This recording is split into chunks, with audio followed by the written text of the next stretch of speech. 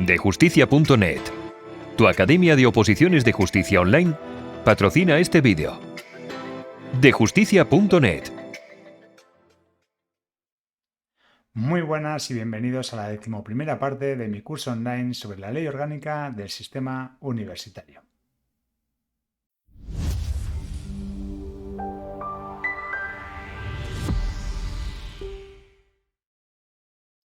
Después del test de repaso de la semana pasada, en esta ocasión nos toca hablar del título 9º de la Ley Orgánica del Sistema Universitario.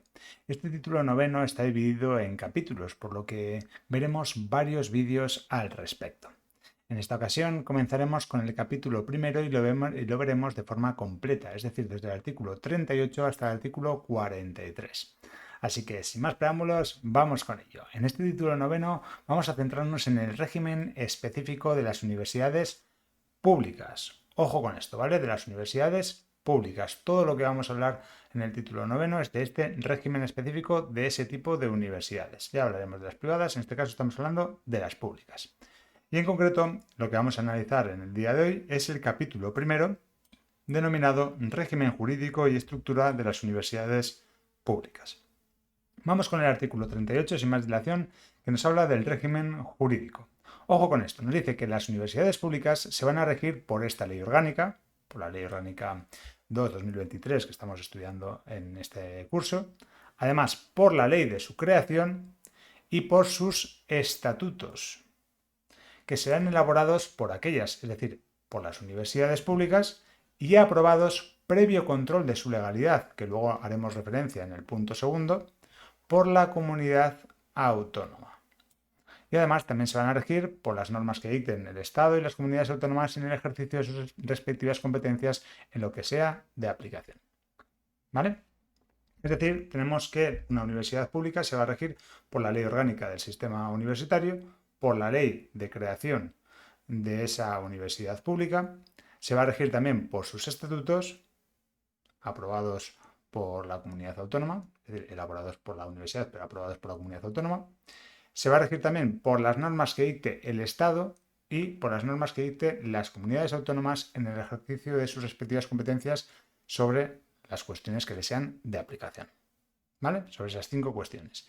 Y respecto a esto que tenéis señalado ahora mismo en azul, que decíamos que las universidades públicas iban a elaborar sus estatutos, pero luego tenían que controlar la legalidad la comunidad autónoma para poder aprobar esos estatutos, el punto segundo nos dice que la comunidad autónoma dispondrá de un plazo de 4 meses para la elaboración del informe de legalidad que veníamos a hacer referencia en el punto primero.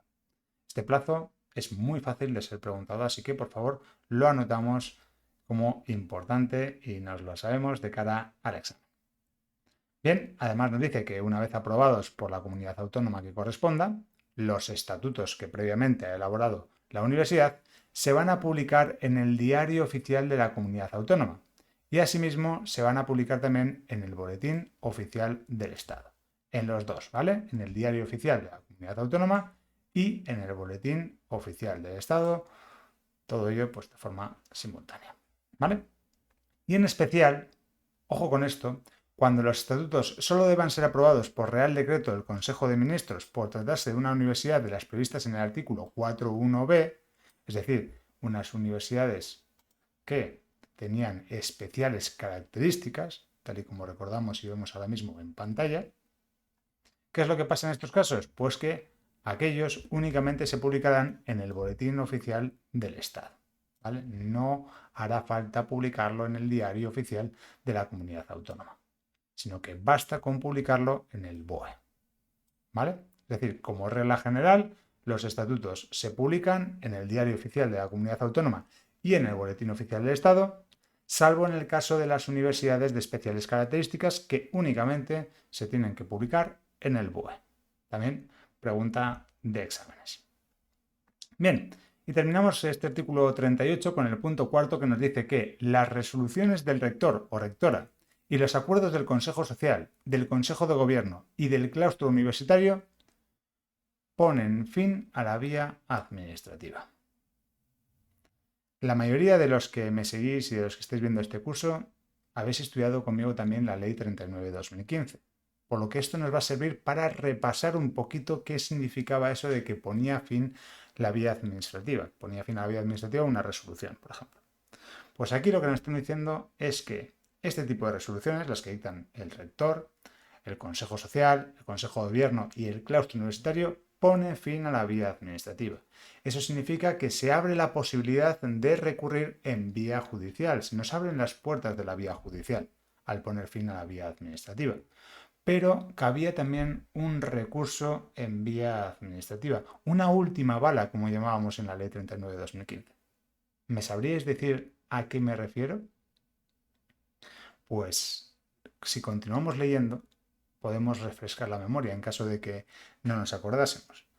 Porque aquí lo que se podía interponer era un recurso potestativo de reposición. ¿Vale? Y es más, continuando con esta lectura, vamos a poder ver algo también que repasa esa Ley 39 de 2015.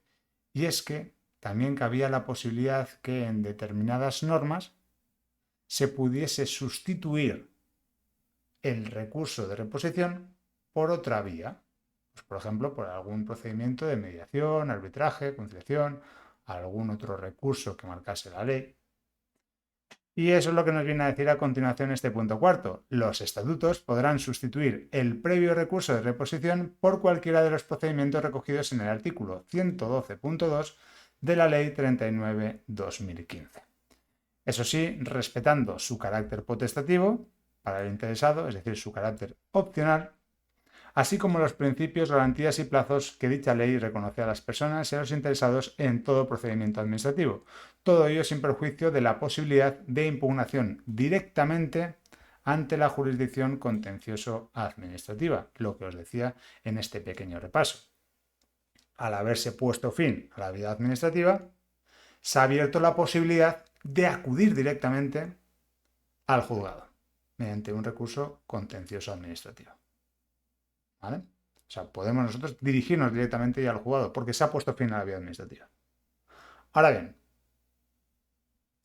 que queremos acudir o gastar nuestra última bala en vía administrativa, podríamos plantear un recurso de reposición o, en su caso, aquel tipo de recurso o de procedimiento de los recogidos en el artículo 112.2 de la Ley 39 de 2015 que se recoja en los estatutos de esa universidad.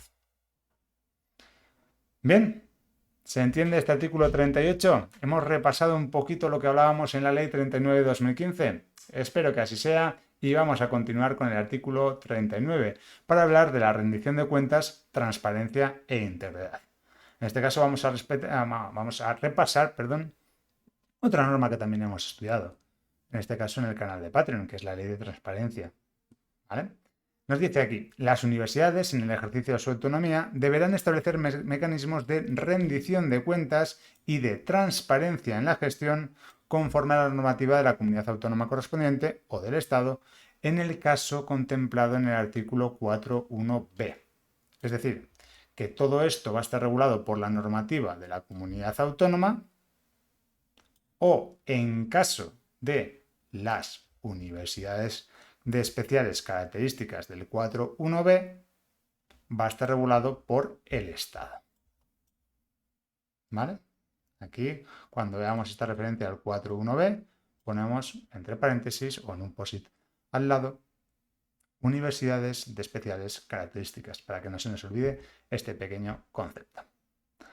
Yo creo que se entiende bastante bien. El 39.1, pasamos con el punto 2 que nos dice, en particular las universidades deberán establecer en sus estatutos los mecanismos de rendición de cuentas respecto a la gestión de los recursos económicos y de personal, la calidad y la evaluación de la docencia y del rendimiento del estudiantado, las actividades de investigación y de transferencia e intercambio del conocimiento, la captación de recursos para su desarrollo, la política de internacionalización y la calidad de la gestión y la disponibilidad de los servicios universitarios. ¿Vale? Se tiene que rendir cuentas, o la universidad pública tiene que rendir cuentas de todo lo que hemos ahora mismo señalado en azul. También posible pregunta de examen, pero que se entiende bastante bien.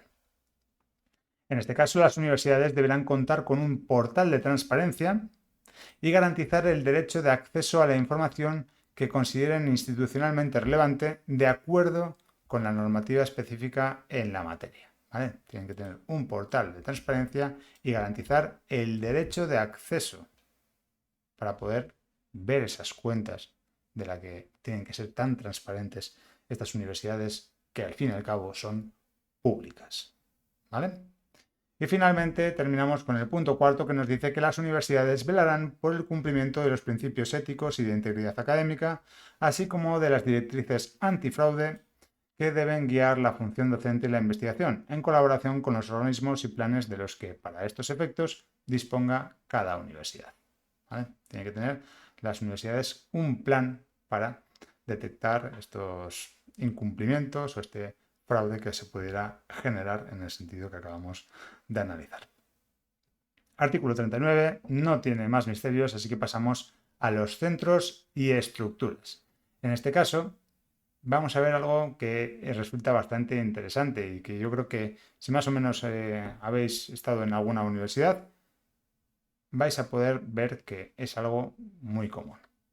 Nos dice, las universidades se pueden estructurar según lo que determinen sus estatutos en campus, facultades, escuelas, departamentos, institutos universitarios de investigación, escuelas de doctorado o en otros centros o estructuras necesarios para el desarrollo de las funciones que les son propias.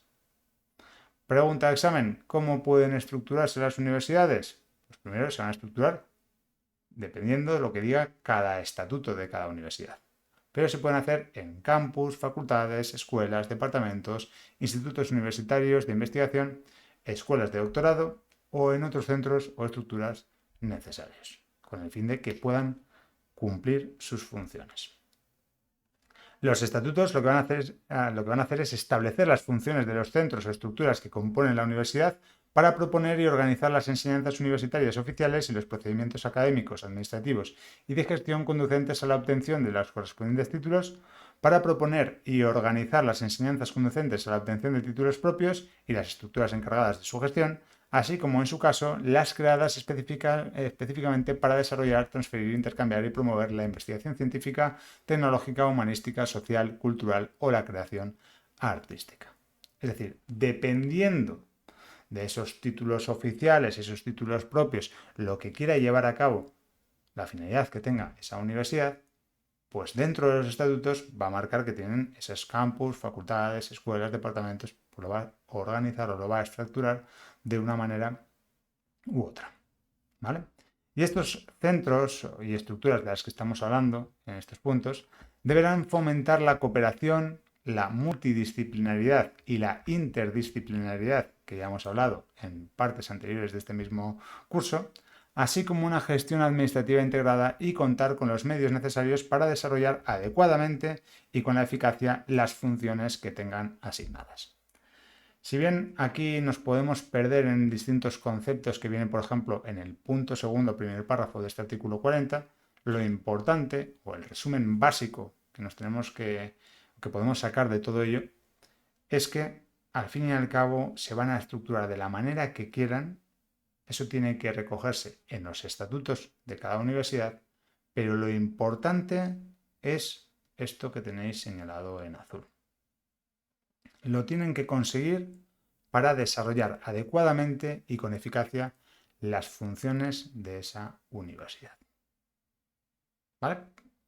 ¿Se entiende un poquito el concepto que hay detrás de este artículo 40? Perfecto, pues pasamos al artículo 41 para ver cómo se crean, modifican y suprimen esos centros y esas estructuras. Ya hemos dicho que son mediante los estatutos, pero aquí cabe resaltar que no es tan sencillo, por ejemplo, crear una facultad o una escuela dentro de una universidad, sino que se requiere, por ejemplo, la aprobación del Consejo de Gobierno o el acuerdo con la comunidad autónoma. Pues es lo que vamos a estudiar, ¿vale? Distinguimos entre, ojo con esto, primer punto, facultades y escuelas, ¿vale? La creación, modificación y supresión de facultades y escuelas, primer punto. Y el segundo punto, creación, modificación y supresión de departamentos, institutos, escuelas de doctorado y otros centros o estructuras que correspondan a la universidad. ¿Vale? Importante, porque hay una distinción que es fácil de ser preguntada también en un examen. ¿Vale? Hecha esta distinción, habiendo subrayado bien lo que os acabo de poner, facultades y escuelas por un lado, departamentos, institutos, escuelas de doctorado y otros centros o estructuras por otro, vamos con el primero. Nos dice, la creación, modificación y supresión de facultades y escuelas serán acordados por la comunidad autónoma a iniciativa de la universidad mediante propuesta y aprobación de su Consejo de Gobierno. Es decir, el Consejo de Gobierno de la universidad va a proponer y a aprobar pues una creación o una modificación o una supresión de una facultad o de una escuela.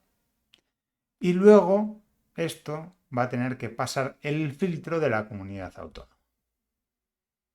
¿Vale? Importante. Va a tener que ser también acordado por la comunidad autónoma la creación, modificación y supresión de facultades y escuelas. ¿Por qué hago tanto hincapié en esto? Porque en el punto segundo no es así.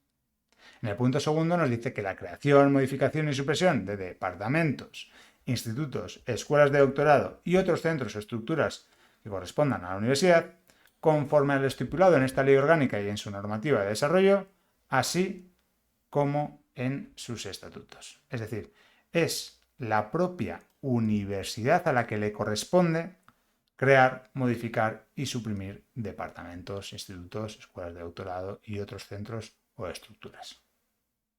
¿Vale? Es a la propia universidad conforme a lo que diga la ley orgánica, la normativa de desarrollo y los estatutos. Pero como vemos, no pasa el filtro de la comunidad autónoma, a diferencia de lo que sí ocurría en el 41.1 con la creación, modificación y supresión de facultades y escuelas.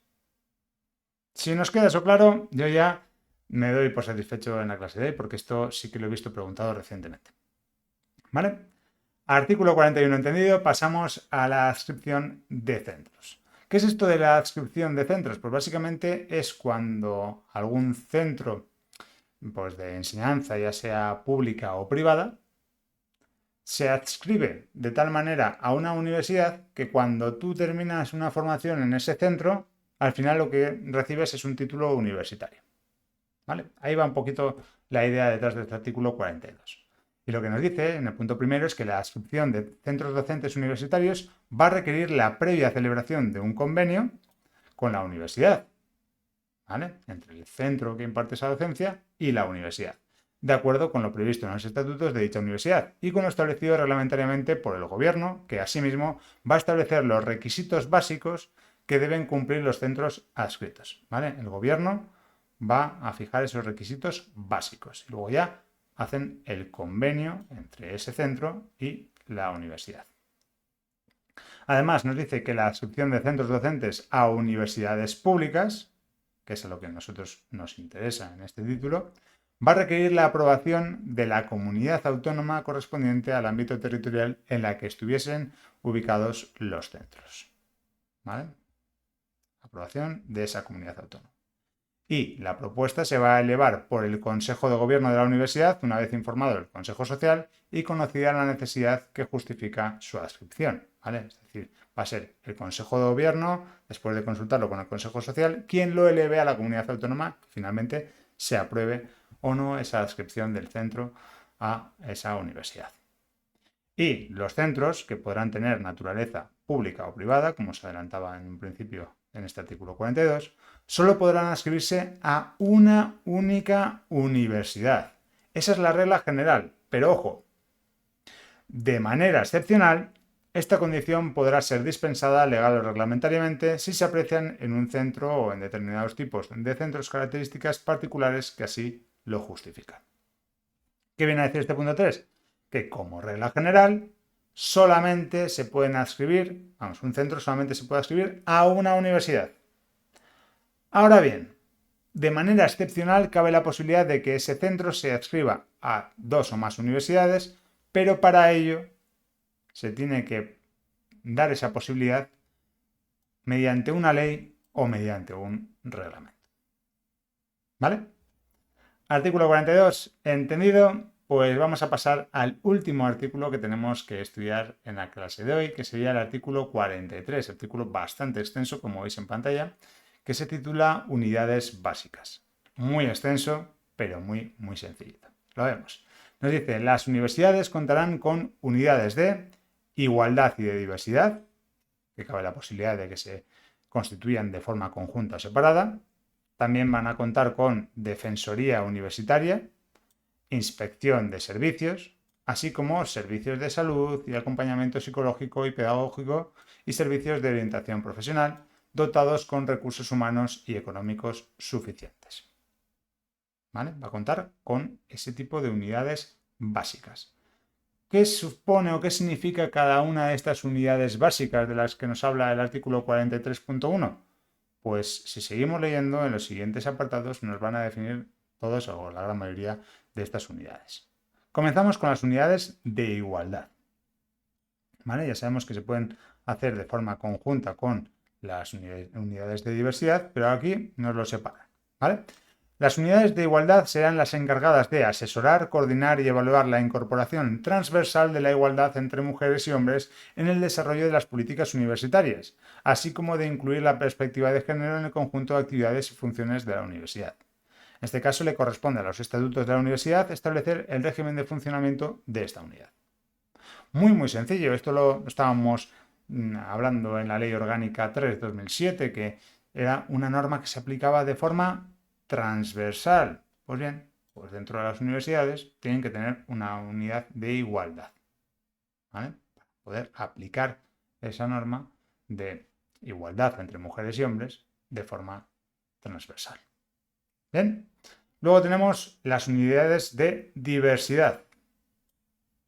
Estas son las encargadas de coordinar e incluir de manera también transversal el desarrollo de las políticas universitarias de inclusión, antidiscriminación en el conjunto de actividades y funciones de la universidad. Y estas unidades deberán contar con un servicio de atención a la discapacidad. También corresponde a los estatutos de la universidad establecer el régimen de funcionamiento de esta unidad, al igual que pasaba en las unidades de igualdad.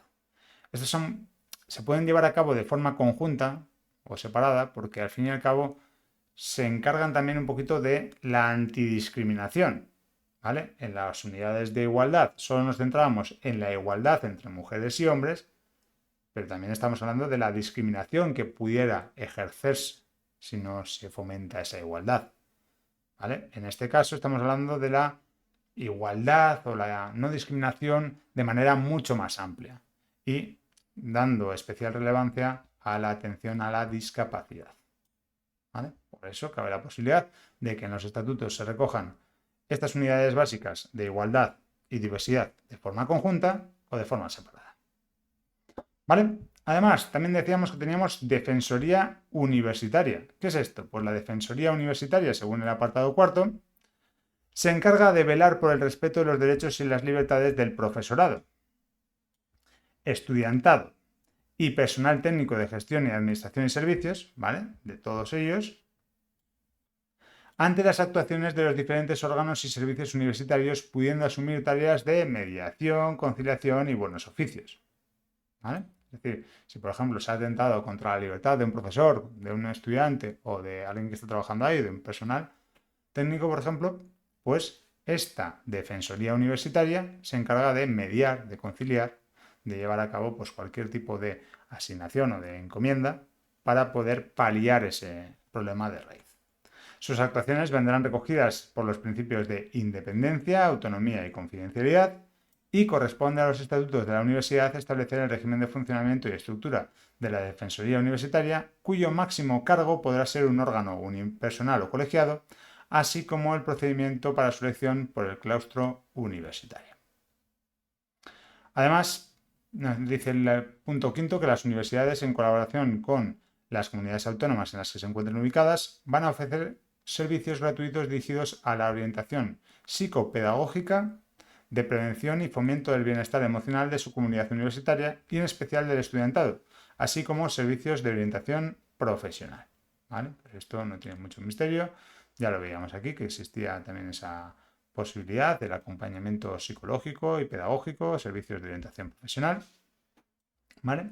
Y finalmente nos queda hablar de la inspección de servicios, que se lo ha saltado un poquito y viene regulado en el punto sexto, diciendo que la inspección de servicios va a actuar regida por los principios de independencia y autonomía y tendrá por función velar por el correcto funcionamiento de los servicios que presta la institución universitaria de acuerdo con las leyes y las normas que las rigen. Asimismo, en el marco de la legislación aplicable en la materia, tendrá las funciones de incoación e instrucción de los expedientes disciplinarios que afecten a miembros de la comunidad universitaria. Pues si, por ejemplo, alguien comete alguna infracción de las normas universitarias, pues la inspección de servicios va a ser quien lleve a cabo el expediente disciplinario frente a esa persona. Y la dirección de este servicio será atribuida a personal técnico de gestión y de administración y servicios de la universidad, ¿vale? Estos son quienes van a dirigir esa inspección de servicios con los requisitos de titulación necesarios para el desempeño de las funciones que dicha inspección tiene encomendados. Finalmente decimos que la inspección de servicio puede actuar motu propio, es decir, por su propia voluntad, porque ha visto algo que no le cuadra y por lo tanto empieza o inicia con ese procedimiento administrativo, ese procedimiento disciplinario por sí misma. Puede también actuar a instancia de los distintos órganos de gobierno de la universidad o tras recibir una denuncia escrita interpuesta por algún miembro de la comunidad universitaria. Como esto creo que se entiende bastante bien, por aquí vamos a dejar la clase de hoy. Hemos terminado todo este capítulo primero del título noveno y la semana que viene continuaremos con el capítulo segundo. Seguramente lo dividiremos en dos partes ya que es bastante extenso. Así que si no te lo quieres perder, ya sabes lo que tienes que hacer, te lo tienes por aquí abajo si me estás viendo desde YouTube. Suscríbete al canal, comparte este vídeo para que llegue a más gente, activa la campanita y dale a me gusta para hacérmelo saber. Y si me estás viendo desde Patreon, pues ya sabes que te lo agradezco muchísimo el que formes parte de esta comunidad y pronto tendremos recursos sobre esta ley orgánica del sistema universitario también para que lo tengáis y lo podáis estudiar en su conjunto. Lo dicho, espero que os esté sirviendo de ayuda. Nos vemos muy pronto con un nuevo vídeo. Un abrazo y mucho ánimo.